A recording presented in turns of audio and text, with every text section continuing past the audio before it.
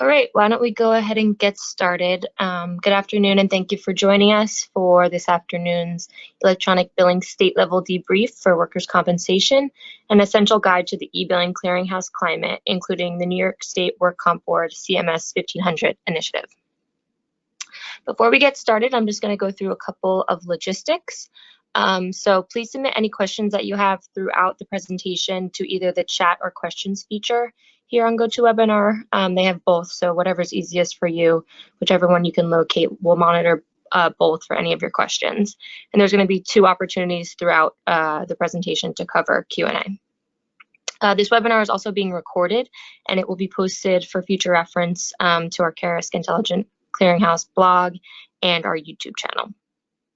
And then after the presentation, this deck with some additional resources on the back will be provided via email to anyone registered this afternoon following the presentation. And I'll pass it over to Sally Baglioni to get us started. Good afternoon and welcome everybody. Thank you for attending today. We have an exciting agenda planned, and we will be covering the introduction of our presenters, some national state level mandate information with a heavy focus on the New York State Workers' Compensation CMS 1500 initiative, our clearinghouse services, and 2 breaks for any questions you might have during the presentation. Let's start with introductions of the panelists. Next slide, please, page. I am Sally Baglioni, Vice President of Sales for Carisk. I've been with the company for 4 years. I oversee the sales operation and am the liaison with clients with our internal stakeholders. I have 20+ years experience in product and software sales, customer service, and new business.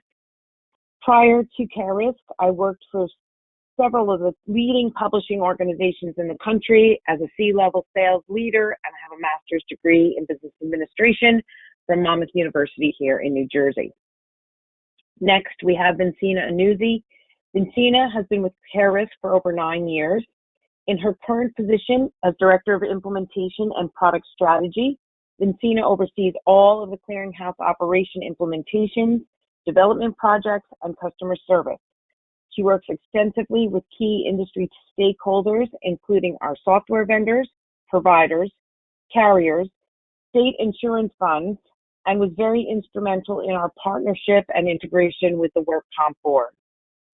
Finally, as you know, the New York State Workers' Compensation Board is impacting the national adoption for electronic billing in a category of health insurance that has lagged behind the industry for many years.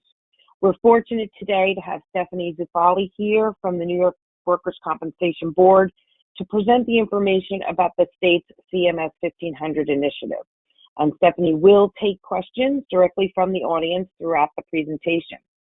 Stephanie has over 28 years of employment benefit experience working for various New York State agencies, including the Workers' Compensation Board, the Department of Civil Service, and the Division of Budget. Currently, she is the Director of Regulatory Affairs and Risk Management at the New York State Workers' Compensation Board. Prior to the board and New York State, Stephanie worked for 5 years as a certified public accountant for KPMG in the government, banking, and manufacturing sectors, as well as individual and corporate taxation. Stephanie has a BS in accounting from the University of Vermont, and we are privileged to have her here today. Thank you, Stephanie. Next slide, page. Let's set the stage about on electronic billing process for the audience today. As you probably know, 95% of all health insurance bills are transmitted electronically, including Medicare and Medicaid. However, less than 30% of workers' compensation and no-fault bills are transmitted electronically. This strikes us as odd because submitters use the same billing systems to produce these bills and supporting documentation. Legislation, however, is evolving, and mandates for electronic processing for these bills are being put in place, which is changing how we do business. Let's talk briefly about the role of the clearinghouse. The clearinghouse is the intermediary between submitters and receivers. Submitters can be providers, hospitals, urgent care clinics, billing companies, as you'll see on the left-hand side of this slide. And receivers are insurance companies, third-party administrators, state boards, such as the New York Workers' Compensation Board. And the role of the clearinghouse is to streamline the electronic billing process from submitter to receiver. Here at Carisk, we validate the bill prior to transmission. We notify the provider if the data is missing or an error, which allows for a correction to be made prior to the bill being submitted. We transmit supporting documentation and medical reports to the payer for both CMS 1500 and UB04 forms, and we forward any copy of a bill that is submitted to the Workers' Compensation Board on behalf of the provider. We also provide receipt of the bill submission, which is important in the process as the submitter's proof, and we hope to get the providers paid faster. We do this in the most efficient way because CIC ingests a variety of data formats, and you'll see those formats listed here on the left. We process the bill while scrubbing them clean, and we translate the bill data to whatever format the receiver requires. This allows for a clean data submission by the provider and to the payer while validating the information as we go. This is a key for quickly processing and correctly processing your bill. The major component in work comp and auto that is very important is, of course, attaching and exporting the supporting documentation to the receiver, which is a requirement for work comp and auto and a function that many of the commercial clearinghouses cannot perform. We've already completed tons of connections with software vendors and receivers to date, and we are prepared to get your office billing system connected quickly and seamlessly for easy work comp and no-fault auto billing process. Next slide, Paige.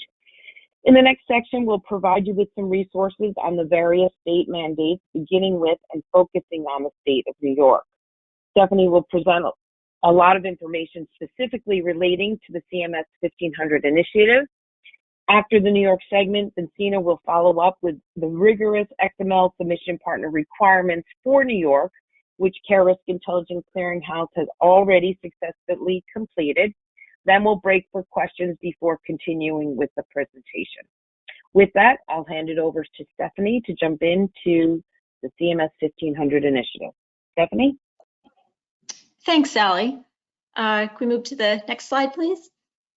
So today's presentation is going to start with a brief overview of the CMS 1500 form, including the timeline. Then we'll take a look at some of the top questions that we've received about the CMS 1500 requirements and provide links to additional resources. Next slide. Providers have indicated that the unique paperwork requirements currently in the New York Workers' Comp system are time-consuming and cumbersome to complete. To reduce the administrative burden on providers and encourage participation in the workers' compensation system, the board made the strategic decision to consolidate and eliminate certain billing forms and transition to mandatory use of the CMS 1500 form along with a medical narrative. Moving to the CMS 1500 form will remove one of the barriers for healthcare providers to participate in the workers' comp system and ultimately give injured workers more options for treatment. The CMS 1500 initiative applies to medical bills for professional services as well as durable medical equipment or DME items. It does not apply to institutional or pharmacy billing, although non-network pharmacies may continue to bill using the CMS 1500 form. So now let's take a look at the timeline and answer some of the most frequently asked questions. Next slide. Beginning July 1st, 2022, providers must submit the CMS 1500 form. We encourage providers to start using the CMS 1500 form now. Electronic submission through an XML submission partner, such as Carisk, is strongly encouraged, but it's not currently required. When mandatory submission of the CMS 1500 form begins, use of current medical billing reports, including the C4 form and the C4.2, will be discontinued. A full listing of discontinued forms will be discussed later in this presentation. Providers must also prominently report the injured worker's temporary impairment percentage, work status, and causal relationship of the injury on the CMS 1500 narrative. Payers are required to use a new Notice of Treatment Issue or Disputed Bill, C8.1B, or a notice that the carrier is refusing to pay all or a portion of the medical bill, C8.4, with applicable Claims Adjustment Reason Codes, or CARCs, to object to medical bills. Payers must also provide explanation of benefits electronically to the healthcare providers, identifying the same CARC codes that were specified on the forms. The new forms will be available to view on the website in July 2022 when the use of them is mandatory. After review of Form C8.1 and C8.4, the board determined that it's no longer including the injured worker's full 9-digit Social Security number as of last year. Instead, only the last 4 digits of the Social Security number are included on that form. Next slide. So the board has developed a medical narrative template that may be used by a provider to create the narrative report that accompanies most submissions of a CMS 1500 form. This template includes the 3 mandatory elements that should be included with narratives, including the work status, the causal relationship of the injury, and the temporary impairment percentage. It's really important to include these 3 elements prominently on the narrative to ensure that workers receive treatment and the indemnity benefits that they're entitled to, and also for prompt payment reasons for the provider. Additionally, a medical narrative report could be found legally defective if these elements are missing. A PDF of the report may be found on the board's website in the requirements section. For certain types of medical services or supplies, a medical narrative is not applicable, and instead an attachment is required. For example, if it's a radiologist report or a surgical report. We also have a full listing of attachment examples on our website. If we could just stay on this slide for a minute. As mentioned in the previous slide, there are 3 mandatory elements that are required on most narratives. This slide shows the requirements based on the provider type who rendered the services. Again, it can be found on our website, wcb.ny.gov, by searching on CMS 1500 requirements. For most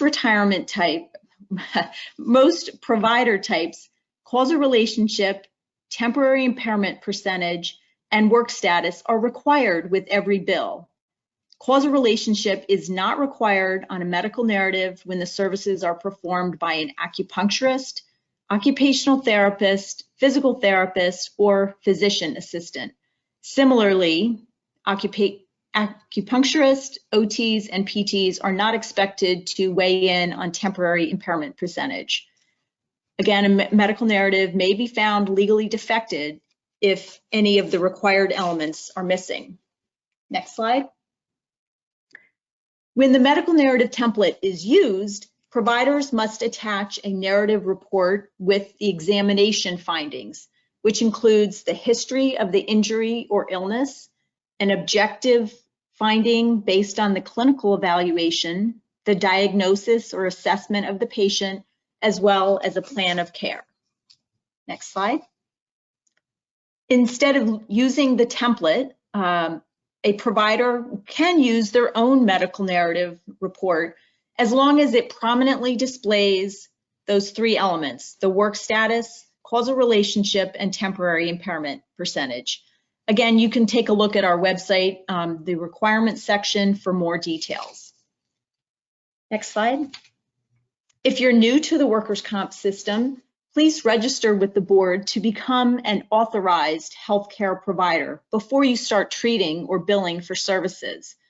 To become a board authorized provider, you would want to take the following steps. First, sign up with the Workers' Comp Board medical portal and or log in with credentials that have been assigned to you.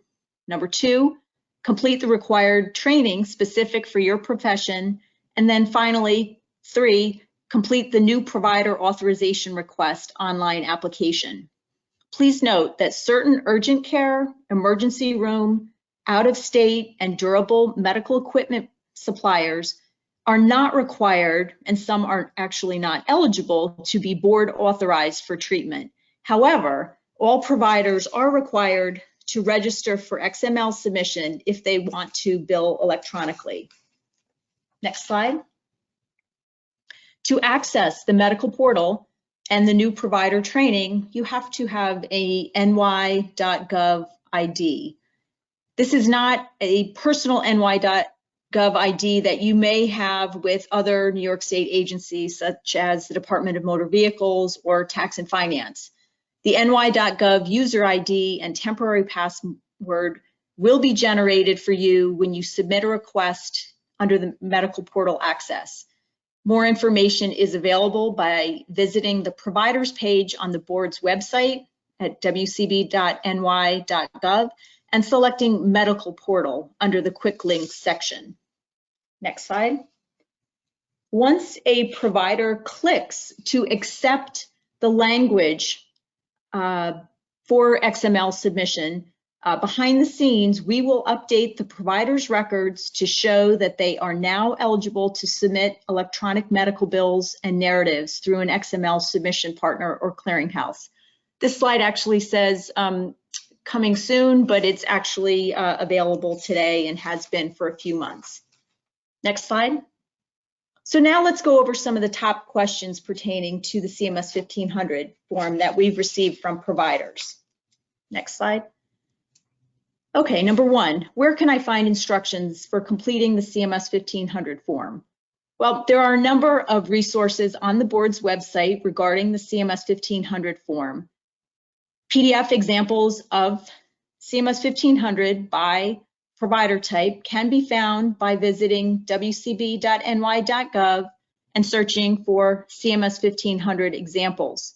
On that same page, there are sample forms showing how information from the doctor's initial report, Form C4, as well as the C4.2 and several other forms, transfer to the CMS 1500 form. Additionally, the CMS 1500 field table matrix on our website gives specific data requirements for each field, as well as business rules associated with certain of the fields. I'm going to discuss some of the key data fields next. Next slide. So where can I obtain insurer information for billing purposes? You should obtain the employer's name and address from the patient. If they are unaware of the correct entity they work for, they should contact their human resource office or supervisor. In New York State, employers are required to post a notice of compliance of workers' comp law, Form C-105, in a conspicuous place in the workplace to identify the employer's workers' compensation insurance. This includes the insurer name, address, phone number, and policy number. You may also obtain insurer information by visiting the board's website and searching for employer coverage. That will bring up a website where you, or a section where you can search and locate what the payer's information is by employer. Next slide. So question 3, can I send an electronic medical bill through an XML submission partner if I don't know the case number or claim administrator claim number? The answer is yes. Both the workers' comp case number and the insurer claim numbers are situational fields and should be populated if known when submitting electronically. The XML submission partner will forward the bill to the correct insurer. There may be instances when a WCB case number is not known, such as when it is the first medical bill for that claim. Next slide. Number 4, how do I know which clearinghouses are approved CMS 1500 submission partners? Well, we have published a listing of clearinghouses who are approved to become an XML submission partner for CMS 1500. That information is on our website at wcb.ny.gov. If you search on XML form submission, there are currently 8 approved clearinghouses that have completed testing with the board. Next slide. Do I need to partner with multiple XML submission partners in order to get my electronic medical bills to all payers? And the answer is no. You only need to choose one XML submission partner, but you could partner with multiple if that's preferred. But behind the scenes, the clearinghouses will work together to get the bill to the correct payer. Next slide. Question 6. Do I need to register with the board to start submitting CMS 1500 and required medical narratives or attachments? So the answer is yes. Before the board will accept electronic submission of the CMS 1500 forms through the XML process, the healthcare provider must first complete the online portal registration process and accept the terms of the legal agreement, which I showed you a minute ago. Any provider who has already completed an XML submission agreement to submit XML data to the board for the EC4 form, for example, does not need to create a new agreement to begin submitting the CMS 1500 form electronically. Next slide. So how do I know when my bill has been accepted by a payer? By submitting electronically, there is a verifiable acknowledgement date on record to show when the bill was received by the payer. The payer has 7 business days to accept or reject the medical bill. Your XML submission partner or clearinghouse will share the acknowledgement date with you for bills that were accepted by the payer. The payer must remit payment or object to a bill within 45 days from the acknowledgement date. If the bill is not sent electronically, the 45-day period starts upon receipt of the bill by the board. Next slide. Question 8. I received acknowledgement that the payer received my electronic medical bill, but I've not received payment or an explanation of benefit explaining why payment was withheld, and 45 days have passed. So what can I do? Once 45 days have passed subsequent to the payer's acknowledgement of the medical bill, the provider can contact the board's call center at 1-800-781-2362 to see if there is a legal objection. Bills should not be resubmitted because this will restart the clock and offer the payer another 45 days to respond. Next slide.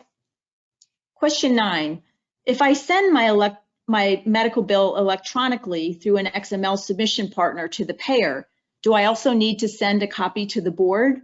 The answer is no. When providers submit the CMS 1500 electronically through an XML submission partner, the XML submission partner will submit the bill to the insurer as well as to the board. Next slide. Question 10, which forms are being discontinued when the CMS 1500 form becomes mandatory on July 1st, 2022? The board will replace the following forms with the CMS 1500. Doctor's initial report, Forms C4 and EC4, continuation to carrier and employer billing section, Form C4.1, Doctor's progress report, Forms C4.2 and EC4.2, the ancillary medical report, Form C4AMR and EC4AMR, the doctor's narrative report, Form EC4NAR, the occupational and physical therapist report, Forms OTPT4 and EOTPT4, the psychologist report, Form PS4, and the ophthalmologist report, Form C5. The CMS 1500 must be submitted with a detailed narrative report to be considered a valid submission. Again, we talked about it. There is a template that providers may use to create the medical narrative report that accompanies the provider submission. And that template is available on our website. We are also going to remove these forms from the website as of July 1st, 2022. Next slide. All right. Question 11. If C4.3 is not being replaced by the CMS 1500, will I be able to submit Form C4.3 electronically using an XML submission partner? So all the C4 forms, with the exception of the C4.3, are discontinued. The C4.3 form is a form that's used for permanency evaluations. Although that is not being replaced with the CMS 1500 form, the CMS 1500 can still be used by medical providers who are submitting electronically. There are some certain specific guidelines that must be followed when submitting medical bills for permanency evaluations. It's very important that the medical providers use either CPT code 99243 or 99245 for permanency evaluations. When using either of these CPT codes, they should be the only code billed on the CMS 1500. And a completed Form C4.3 should be attached to the CMS 1500 form as the medical narrative attachment. Finally, when billing electronically for permanency evaluations and following this guidelines, you do not have to separately send C4.3 to the board. Next slide. Okay, so there are a number of additional resources available to you on the CMS 1500 form. The first is the CMS 1500 section of our website. Visit wcb.ny.gov/CMS 1500. We also have a dedicated mailbox to answer all your questions on the CMS 1500 initiative. And the email address is cms1500@wcb.ny.gov. Next slide. As we continue to work on implementing improvements for healthcare providers, we're committed to increased communications with providers, such as this webinar, as well as targeted emails. The board has also created a special webpage dedicated to sharing timely updates on various board initiatives with a healthcare provider focus. Visit the board's website at wcb.ny.gov and select the Providers Update quick link on the Providers page. Next slide. The board also distributes information through our social media channels, so please follow the Workers' Comp Board on Facebook, Twitter, Instagram, and YouTube. You can also sign up to receive workers' compensation news, including information on future webinars, straight to your inbox.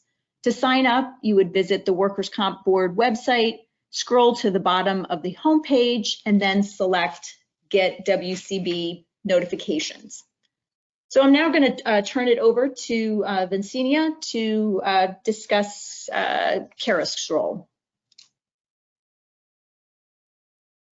Thank you, Stephanie. So these next few slides are just going to give a brief overview of what is entailed in becoming an XML submission partner to the New York Work Comp Board. To start, legal agreements must be executed. Then all of the programming must be completed to translate the bill data into XML format according to the board's specifications. In addition, programming must be completed to map the bill data as specified by the board onto an image of the 1500 form. The board is very specific about what data elements are required in which fields of the 1500, including some non-standard data elements such as the provider's workers' compensation authorization number and rating code, and the Work Comp Board case number. Next slide. Prospective partners then must complete an extensive multi-phase testing with the board prior to gaining approval.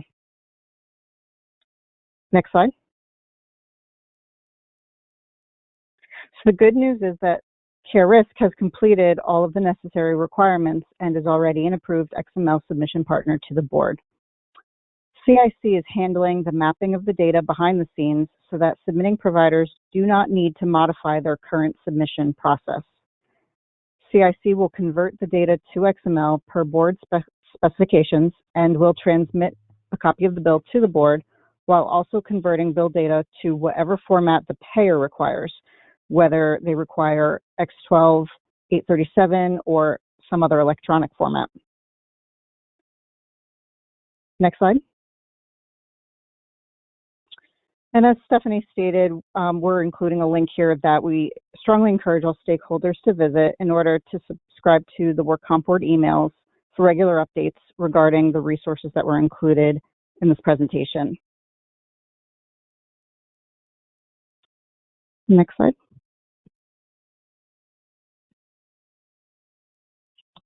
So with that, we're going to break for questions. Thanks, Paige.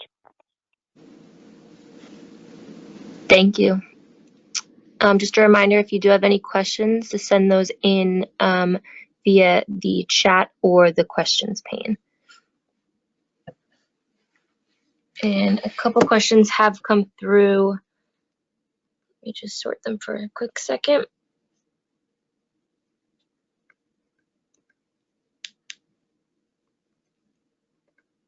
Okay. First question is, how should CMS 1500 bill be submitted for surgery when the surgeon has been assisted by another physician or nurse practitioner? So Paige, I can take that. When there is an assistant surgeon, that is one of the unique billing situations. So typically, it's always the treating provider who is the one to bill, even if that's a nurse practitioner or a physician's assistant. But when it comes to the scenario of an assistant surgeon, there are some specific details. So the surgeon's rating code should be entered in field 19 of the CMS 1500, and their license number and NPI should be entered in field 24. And as well, the surgeon should be the one signing the bill in field 31. To that, you would add CPT code modifier 83 into field 24D to identify the assistant services provided by either a physician assistant or nurse practitioner. Modifier 80 would be used to identify surgery assistant services provided by a physician. The name, license, and NPI of anyone providing surgery assistant services should be included as part of the attached medical narrative. It is a little bit complex, so we do have some examples on our website if you look at the CMS 1500 requirements page. Great, thank you. The next question is, what's the last date that you can submit a paper C4 form? So that would be June 30th, 2022. So as of July 1st, any bills, doesn't matter what the date of service is, any bills that are submitted on or after July 1st, 2022 need to come in on the CMS 1500. And certainly we encourage early adoption. Great, thank you. Next is, are there specific requirements for DME suppliers when submitting the CMS 1500? Yes. So if it is a DME supplier who's strictly a supplier, as opposed to, for example, a physician in an orthopedic office who is dispensing a pair of crutches or something like that. If it's strictly a supplier, not a provider, those suppliers need to include their 8-digit Medicaid Management Information System, or MMIS, number in field 24J, the shaded section of CMS 1500, or on the medical narrative when submitting their CMS 1500 to an XML submission partner. Now, in order to get MMIS, to get an MMIS number, you need to probably start working with the Department of Health right away, because it will take a bit of time. And also that requirement to have the MMIS number is will go into effect 6 months from now. So 6 months from now, it will definitely need that MMIS number if you are only a DME supplier, not also a provider.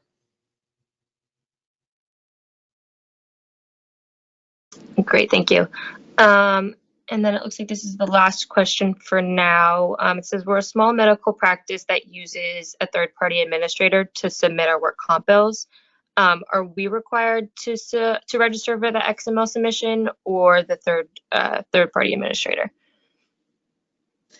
So if you're using a billing company to help prepare your bills, it is the treating provider, not the billing company or third-party administrator, who must register for XML submission. The other thing I'll just mention is that if you're in a group practice, all of the providers who are treating claimants will need to register individually for electronic submission through XML.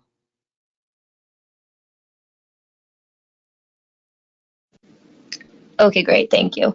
That looks like that's it for the questions for now, so we'll move on and then get to any other questions at the end of the presentation.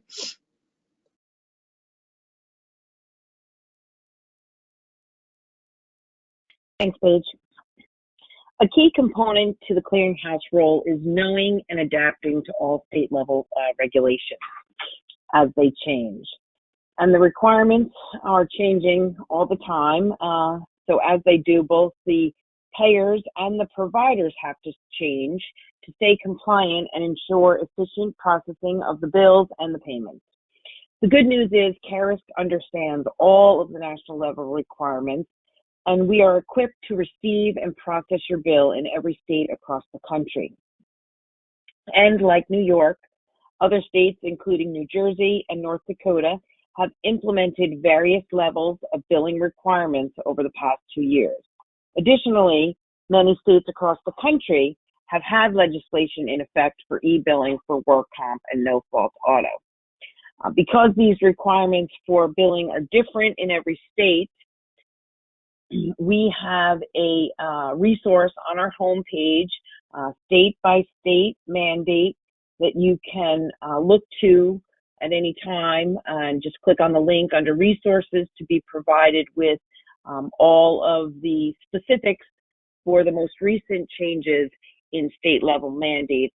And if you need any additional assistance, you can always reach out to us specifically, and we're happy to help in the jurisdiction that you might be in. Next slide, Paige. Now we're going to talk a little bit about the clearinghouse. Next slide.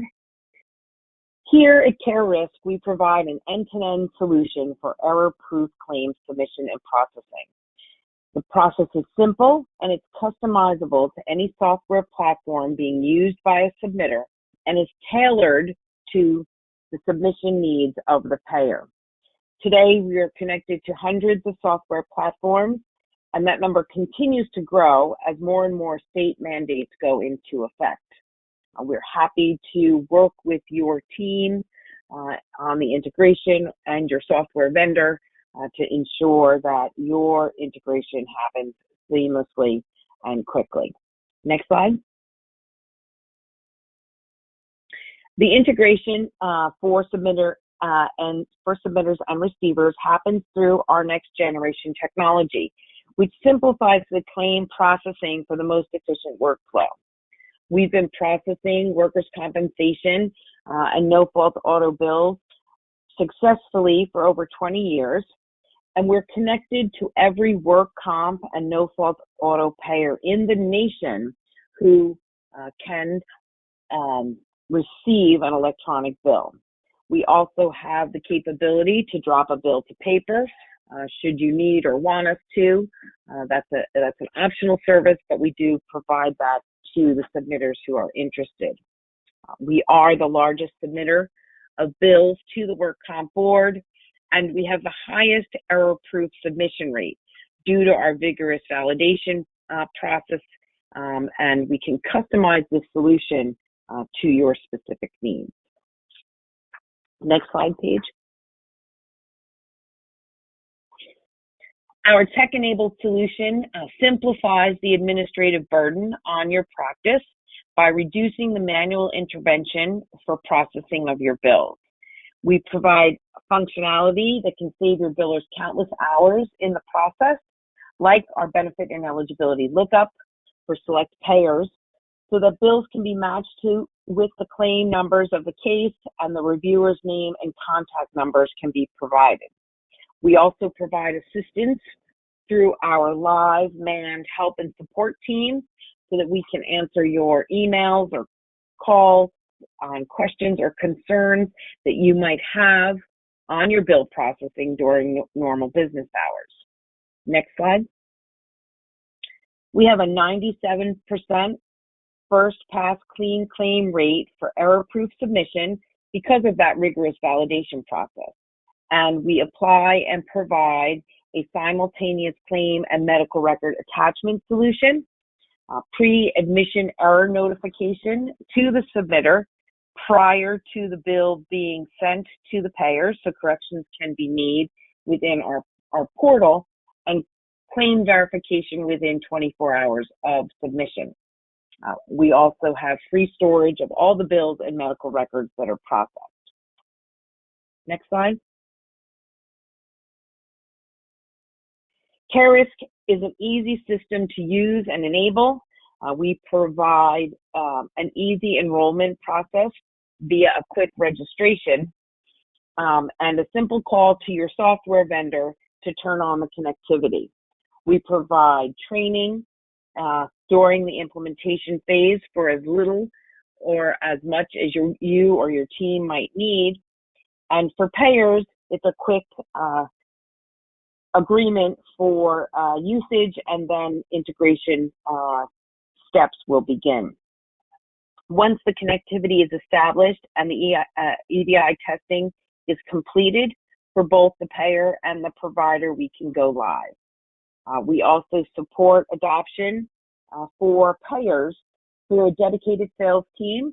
So we will do outreach to providers for our direct payers to help increase e-billing adoption.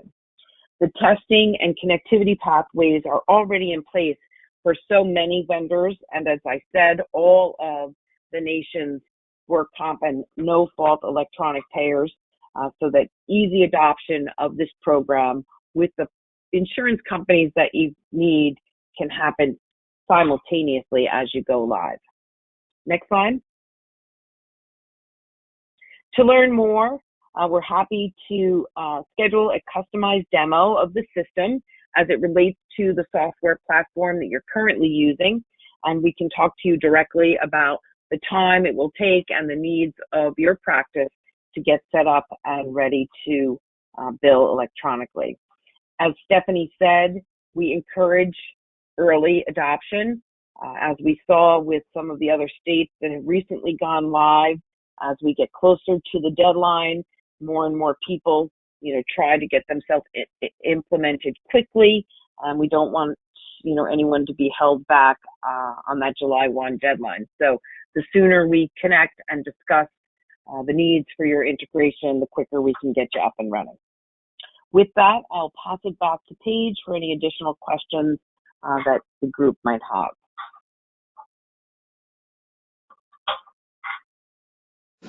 Thank you, Sally. A couple more questions have come through. The first of which being, where on the CMS 1500 form does the provider's comp board authorization number and rating code go? So the authorization number and the rating code are two of the unique items that Vincinia mentioned that are required on the CMS 1500, as well as the current C4 bills today. That information should be included in field 19 of the CMS 1500, and we have a Excel spreadsheet, we call it a field matrix, on our requirements page that will let you know the requirements for each field. So if you look at field 19, you'll see the requirements for those two areas. Stephanie, I also want to add that any provider who registers to submit XML with the Workers' Comp Board, the Workers' Comp Board will update their website. They hold a repository with providers, Workers' Compensation Board authorization numbers, and rating codes. And so any providers that are submitting their bills through Carisk, we are actually pulling the values from there to populate the field in the 1500 form for you. So if you were to submit through Carisk, make sure you become authorized to submit XML with the board, and then we would be able to pull the values from the board's website automatically.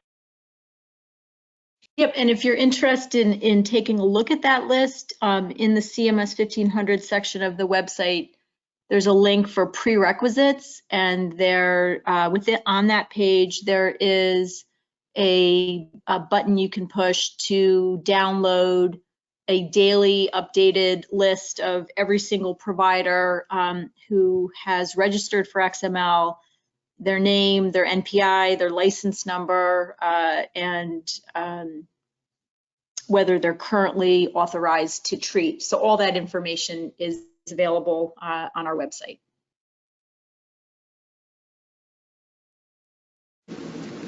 Awesome, thank you. It looks like there are a couple more questions. If a patient has a lifetime approved benefit, do they have to have medical narrative attachments? So yes, it really doesn't matter whether you are receiving temporary benefits or you have permanent indemnity benefits through workers' comp. Any medical services that are rendered to a claimant do require a medical narrative or attachment to come in with the CMS 1500.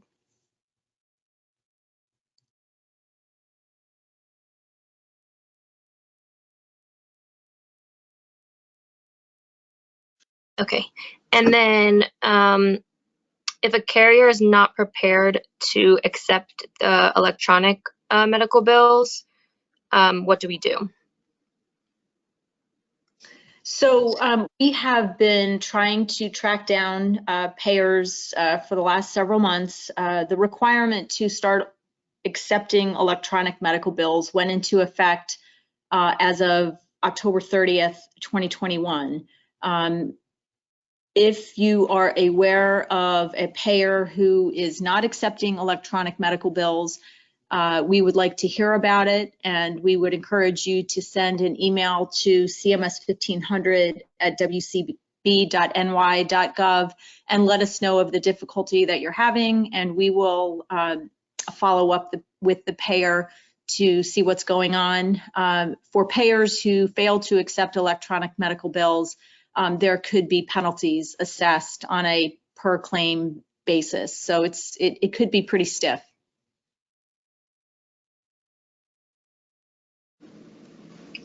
Okay, great, thank you. It looks like that wraps up the question, so thank you very much. And then just to wrap things up, to sign up for future updates from Carisk, you can email me, paige.grogan@cariskpartners.com. Also, if you have any questions that you weren't able to ask during the presentation or something you think of afterwards, you can send those my way and I'll make sure they get to the correct person and we get that answered for you. You can also find some additional resources at www.cariskpartners.com. And this afternoon, you'll be receiving an email with a copy of the deck, and you'll also be receiving a post-meeting survey. So if you could just please provide any feedback for future content in that survey, we would greatly appreciate it. And thank you again to Sally, Stephanie, and Vincina, and thank you for attending this afternoon, and have a great day. Thank you.